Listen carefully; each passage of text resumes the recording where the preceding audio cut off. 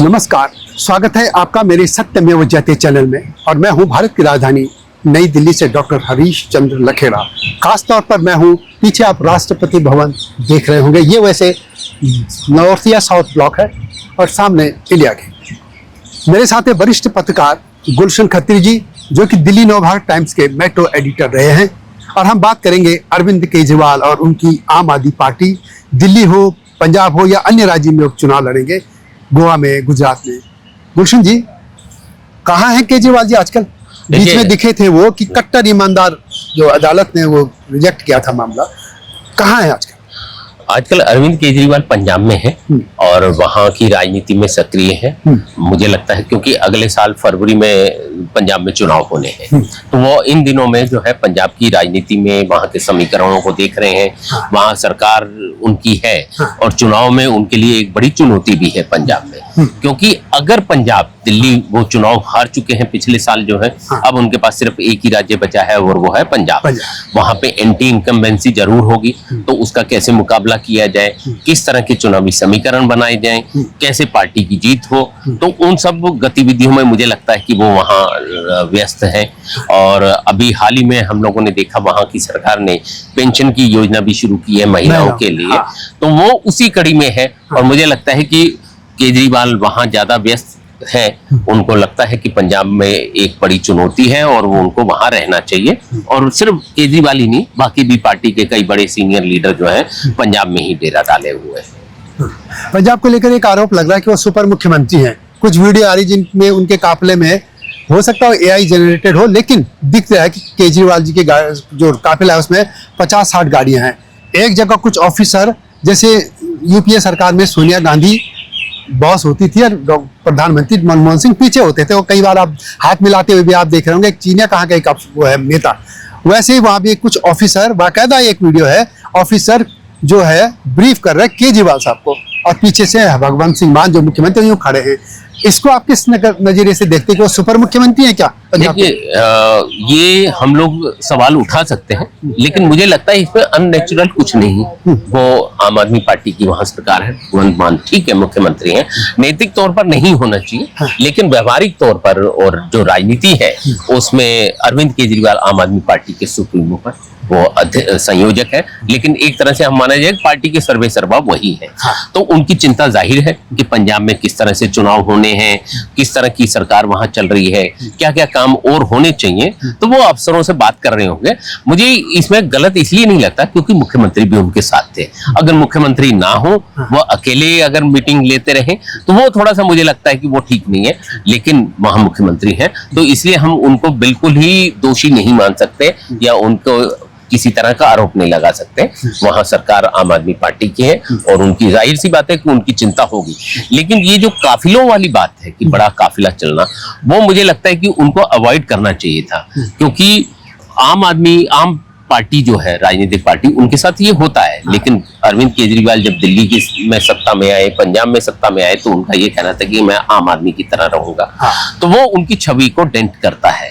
और अब क्योंकि चुनाव आ रहे हैं, तो मुझे लगता है कि उनको ऐसा नहीं करना चाहिए। लेकिन अगर वो ये कर रहे हैं तो हो सकता है वो उसमें कुछ अपना लाभ देख रहे हो, इसलिए वो काफिले के साथ चल रहे हो।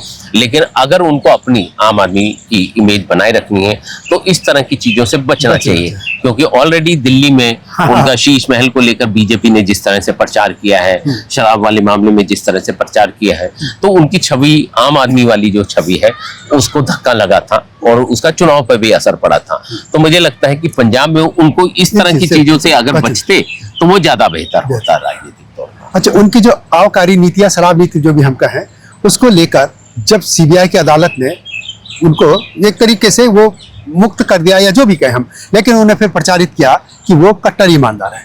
ये बात सामने आई, खासतौर पर कांग्रेस ने कहा कि यह जानबूझ के भारतीय जनता पार्टी ने ये करवाया है, इनको छुड़वाया है, ताकि ये अब पंजाब में, गोवा में, गुजरात में जब भी चुनाव होंगे या और भी राज्यों में लड़ें और कांग्रेस को नुकसान हो। तो क्या हम कह सकते हैं कि दिल्ली में भले ही अरविंद केजरीवाल की पार्टी यानी आम आदमी पार्टी या बीजेपी एक दूसरे के झगड़ते दिखते हो, प्रतिद्वंदी दिखते हो, लेकिन कहीं ना कहीं बीजेपी गुजरात में या पहले पंजाब में, गोवा में आम आदमी पार्टी को स्टेबलिश करती जा रही है कि उनकी मदद इनडायरेक्टली देखिए, जो आबकारी नीति वाला है उसमें मुझे ये मामला वो जांच एजेंसियों का काम है, उन्होंने क्या सबूत जुटाए, क्या नहीं जुटाए, कोर्ट में क्या किया, उसमें मैं नहीं जाऊंगा। लेकिन मुझे ये लगता है कि अगर उनकी आबकारी नीति ठीक थी तो उन्होंने उसको वापस क्यों लिया?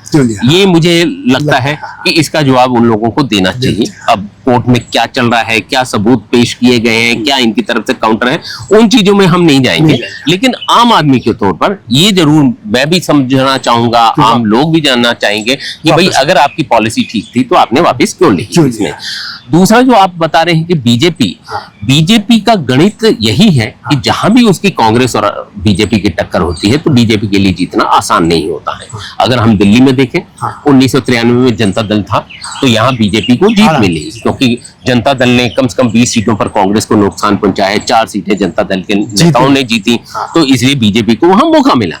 उसके बाद जब जनता दल खत्म हो गया तो लगातार 15 साल शीला दीक्षित जीतती रही है, वहां बीजेपी कहीं मुकाबले में नहीं ठहर पा रही थी। उसके बाद जब कांग्रेस का सारा वोट बैंक जो है अरविंद केजरीवाल के पास चला गया, आम आदमी पार्टी के पास चला गया, तो वोट सत्ता में आ गए। अब पहली बार ये हुआ था 2025 में जब कांग्रेस भी मजबूती से लड़ी और आम आदमी पार्टी भी लड़ी, तो उनका वोट बढ़ गया और उसका बीजेपी को फायदा मिला। बीजेपी इस चीज को समझ चुकी है और यही बीजेपी जो है बाकी राज्यों में भी यही फार्मूला अपनाना चाहती है कि वहां आम आदमी पार्टी बिल्कुल नीचे ना रहे, कम से कम ताकत लगाए, अधिक से अधिक ताकत लगाए और कांग्रेस भी लगाए, ताकि उनका वोट बैंक दोनों का एक ही है, वो आपस में बढ़ जाए तो बीजेपी को फायदा होगा। इसी वजह से बीजेपी चाहेगी कि पंजाब में अरविंद केजरीवाल जो है ताकत से प्रचार करें और कांग्रेस भी प्रचार करे, ताकि वहां, हालांकि मुझे नहीं लगता कि बीजेपी की सरकार बनेगी, लेकिन जो अब तक बीजेपी बहुत नीचे रह गई है उसकी सीटें कुछ बढ़ेंगी, वो कुछ ताकत उसको मिलेगी और अगली बार की उसकी तैयारी हो जाएगी। तो मुझे ये लगता है कि बीजेपी के अंदर यही सोच है।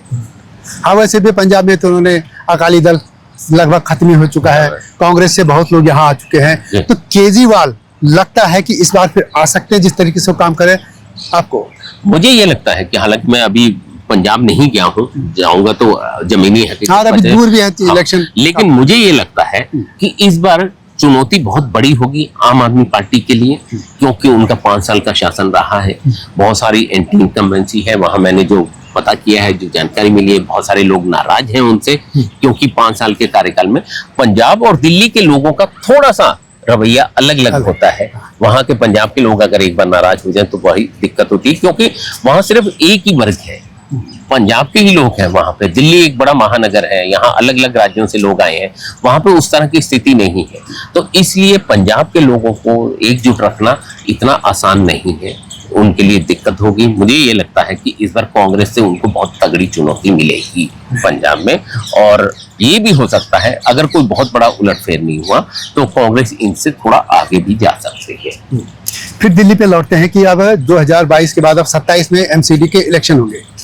एमसीडी के इलेक्शन में क्या लगता है आपको? फिर देखिए, मुझे ये लगता है कि इस बार एमसीडी में बीजेपी के लिए ज्यादा मुश्किलें नहीं होंगी, क्योंकि सेंटर में उनकी सरकार है, दिल्ली में उनकी सरकार है, नगर निगम में अभी भी वो सत्ता में ही है। इस बार तो तोड़ फाड़ करके आए ना, गए हैं, जीती तो आप। लेकिन मुझे ये लगता है कि अगले साल क्योंकि चुनाव होने, तब तक रेखा गुप्ता सरकार का कामकाज भी सामने आने लगेगा। तो मुझे ये लग रहा है कि बीजेपी का अपर हैंड रहेगा, बीजेपी आगे रहेगी, क्योंकि कांग्रेस और आम आदमी पार्टी लड़ेगी। तो पिछली बार कांग्रेस के 11 पार्षद जीते थे, इस बार हो सकता है थोड़े बढ़ जाएं उसमें, लेकिन आम आदमी पार्टी के उतने नहीं रहेंगे, शायद उनमें कमी आ जाएगी, क्योंकि उनके कुछ पार्षद ऑलरेडी टूट के जा भी चुके थे उसमें। उनमें कई तगड़े पार्षद भी हैं जो कांग्रेस से आए थे, वो वहां गए हैं उसमें। तो इसलिए मुझे लगता है कि इस बार बीजेपी का पलड़ा भारी रहेगा।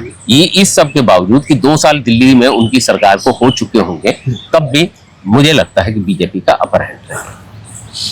तो ये मानना तय है लगभग, जो आरोप बीजेपी पर लगाती रही है कांग्रेस, कि वो आम आदमी पार्टी को गुजरात, गोवा के लिए या फिर पंजाब के लिए मजबूत करना चाहती है, चाहे कांग्रेस को हाशिए पे धकेला जा सके। वीडियो कैसी लगी कमेंट में अवश्य लिखें। इस मुद्दे पर अपने विचार अवश्य लिखिएगा। जल्दी आऊंगा नए मुद्दे के साथ, तब तक नमस्कार। हिमालय पे पेड़ हो तो गीत गाएंगी नदियाँ, गीत गाएंगी नदियाँ। पेड़ों पे चिड़िया है तो गीत गाएंगी नदियाँ। पेड़ों पे चिड़िया है तो गीत गाएंगी नदियाँ। माँ की लोरी जैसे होते हैं नदियों के गीत।